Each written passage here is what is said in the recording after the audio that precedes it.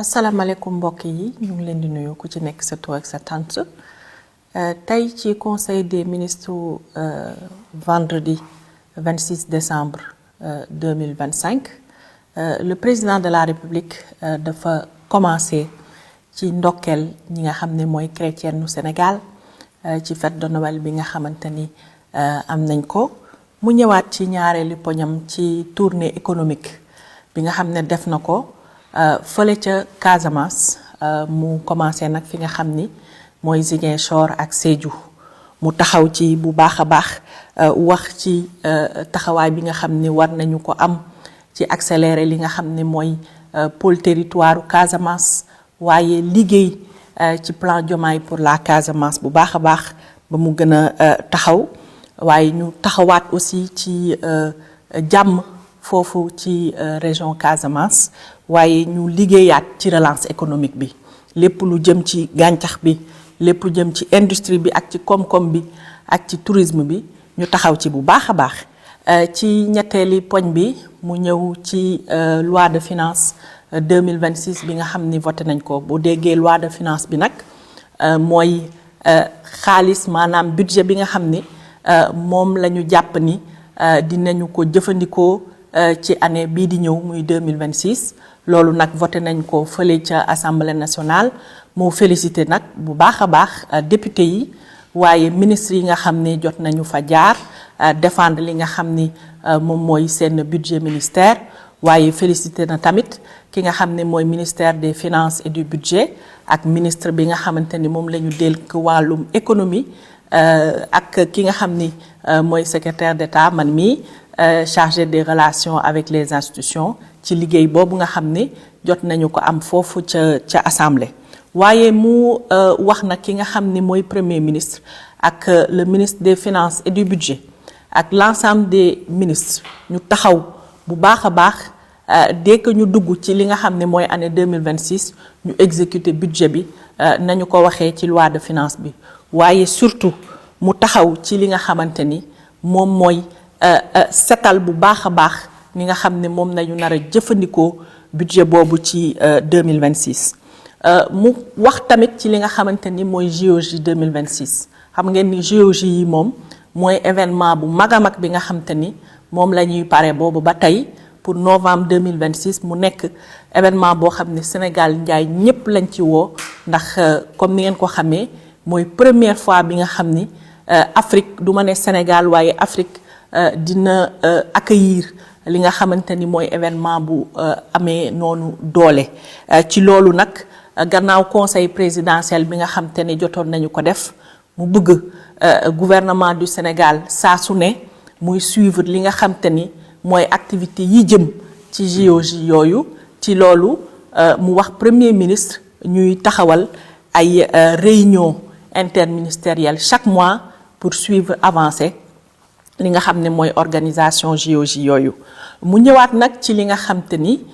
mooy journée de la diaspora journée nationale de la diaspora journée boobu nga xam ne jagleen nañu ko suñu mbokk yi nga xam te ni ñoom ñoo nekk bitim réew mu taxaw ci bu baax a baax jaajëfalaat ñi nga xamante ni mooy suñu mbokk yooyu nga xam ni ñoo nekk bitim réew ci seen taxawaay nag ci réew mi li ñu fiy def ak ni nga xam ne noonu la ñuy dimbalee dëkk ba fa la ñu nekk mais seen xel ñu ngi fii waaye mu wax nag ci programme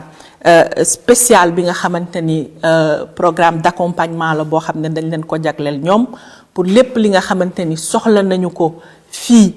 ñu mënu ko am ci lu gën a yomb ak ci lu gën a gaaw waaye aussi ñu jàppale leen ba képp ku nga xam ne bëgg nga dellu si wala bëgg nga en tout cas koom-koom nga liggéey ko fii ci sa dëkk mu nekk lu yomba yomb loo xam te ni programme boobu loolu lañu ko jagleel mu jeexal nag ci agenda am xam ngeen ni conseil des ministres ça fait 2 semaines amuñu ko mu ñëwaat ci activités yi nga xam ne jot na ko am demoon na fële nga xamante ni mooy ci sommet CEDEAO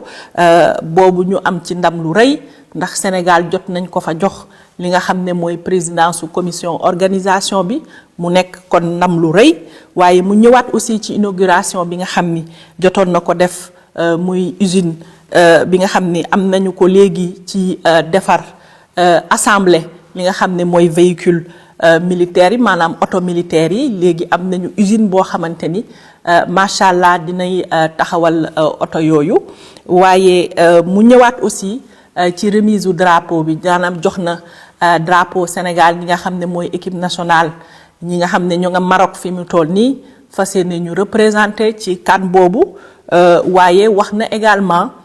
ci cérémonie yi nga xamante ni mooy cérémonie ordre national yi nga xam ne jot na ko def vendredi bële passé loolu nag mu nekk cérémonie bu am solo boo xam ne képp ku nga xam ne ràññee nañ la ci sa liggéey ràññee nañ la ci sa jëfin jox nañ la raaya boobu nga xamante ni mooy màndarga liggéey bi nga xam ni def nga ko premier ministre nag moom mi ngi ñëw ci maanaam bilan bi nga xamante ni mun nañu ko def ci at mi mu ñëwaat ci liggéey bi nga xam ni gouvernement bi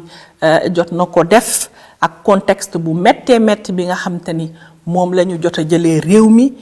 waaye terewul mën nañu natt ni am na ay avancé maanaam am na ay yu ñu mën a teg bët yoo xamante ni gouvernement bi jot na ci taxaw ci ay résultats lu jëm ci agenda national de transformation Sénégal 2050 bi waaye wàññeeku dund bi nga xamante ni noté nañu ko te mi ngi continuer waaye ñëw na aussi ci plan de redressement économique et social bi nga xam ne jot nañu ko lancé waaye lu demee ni pacte social bi ak syndicat yi ak travailleurs yi ñëwaat na ci ak surtout appel public à l'épargne maanaam mooy lépp yooyu nga xamante ni dañu koy def ci marché yi di ci woo aussi sénégalais yi ci lu baax a baax mu nekk ay succès yoo xamante ni vraiment noté nañu ko ci at mi waaye mu ñëwaat ci ñaareelu poñam ci li nga xam ni nag moom moo ñuy xaar ci at mi di ñëw muy 2026 mu jox ci ay orientation yooyu jëm nag ci coppite yi nga xamante ni war nañu ko def ci li nga xamante ni mooy projet yi waaye surtout ci administration bi taxawaat ci li nga xamante ni mooy koom-koom bi mu gën a dëgër liggéey li nga xam ne mooy énergie bi xam ngeen ni pétrole ak gaz bi ñu am na liggéey bu am solo boo xamante ni ñu ngi ko ciy def waaye wax na également ci li nga xamante ni mooy numérique bi ak new deal technologique bi ñu lancé wax na tamit ci projet ndox yi autoroute de l'eau yeeg yu demee noonu waaye aussi ci ni nga xam ne noonu la ñu war a gën dëgëralee ñi nga xamante ni mooy le capital humain boo déggee capital humain mooy ñi nga xamante ni ñoom ñooy liggéey ñu gën leen a dooleel gën leen a former ba nga xam ni li ñuy xaar ci ñoom ñu mën a koo am donc ci loolu mu bëgg nag ñu préparer li nga xamante ni mooy benn plan spécial d'investissement et de financement 2026-2028 boo xamante ni moom mooy topp loolu nga xam ne mooy changement yi ñu nar a apporter ci atub 2026 boobu mu wax nag ni que dina am benn séminaire boo xamante ni gouvernement bi dina ko amal séminaire boobu dinañu ko am ci début d'année bi rek bu ñu duggee ci 2026 ci lu yàggul dara séminaire boobu dina am te dafa bëgg ñu taxaw bu baax a baax ci séminaire boobu ci performance maanaam liggéey bi nan la gën a mën a ñoŋee ba nga xam ne ni li nga xam ne moom la ñu dénk ministre yi ñu muñ ko doxal ni mu waree ba sénégalais yi incha allah gis ci seen bopp ci communication ministre yi nag tey benn communication la ñu am muy ministre bi nga xam ne moom la ñu dénk àllam gi moom moo ñëw nag ci li nga xamante ni mooy diplomatie ci àllam gi parce que am na ay mën nañu ko woowee ay forum yoo xamante ni yu am solo yoo xam ne jot na ci dem lu ci mel ni COP 30 waaye yeneen ak yeneen yoo xamante ni jot na ci waxtaan ak ministre yi ak président de la république ak premier ministre ci li nga xam ne ni loolu la fa jot a jëli waaye tey nag aussi ci li nga xamante ni mooy projet de loi yi am na ñaari projet de loi yoo xamante ni jot nañu ko adopté benn projet de loi bi mu nekk ci statut des officiers sous contrat loolu ministère bi nga xam ne moom la ñu dénk forces armées maanaam soldats yi moom moo ko dugal ñu fas yéene rek liggéey ci officier yi seen nekkin mu gën a ñoŋ waaye ñaareelu projet de loi bi nag mu nekk loi de finances rectificative bu 2025 xam ngeen ni am na bu ngeen xoolee loi yi maanaam budget xaalis bi nga xam ne moom la ñuy liggéeyee ci at mu ne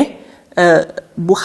amee ay jooyanti yoo xam te nañ ko cee war a def dañuy dugalaat beneen loi ñu woowee ko loi de finances rectificative bii nag nga xam ne adopté nañu mooy ñaareel bi nga xamante ni mooy loi de finances rectificative bi ñu def ci at mi moom nag mu nar a clôturer li nga xamante ni mooy liggéey bi ñu liggéey ci xaalis mi ci at mi donc pour nga xam ni dinañ am lu équilibré ci budget ci 2025 incha allah donc loi boobu dinañ ko yóbbu ci lu yàggul dara fi nga xam ne mooy assemblée nationale. donc mbokk yi lii moo nekkoon li nga xamante ni moo wàccoon fii ci conseil des ministres ñu leen di jox dig daje kon ci beneen conseil des ministres ñu ànd ceeg yéen jërë ngeen jëf.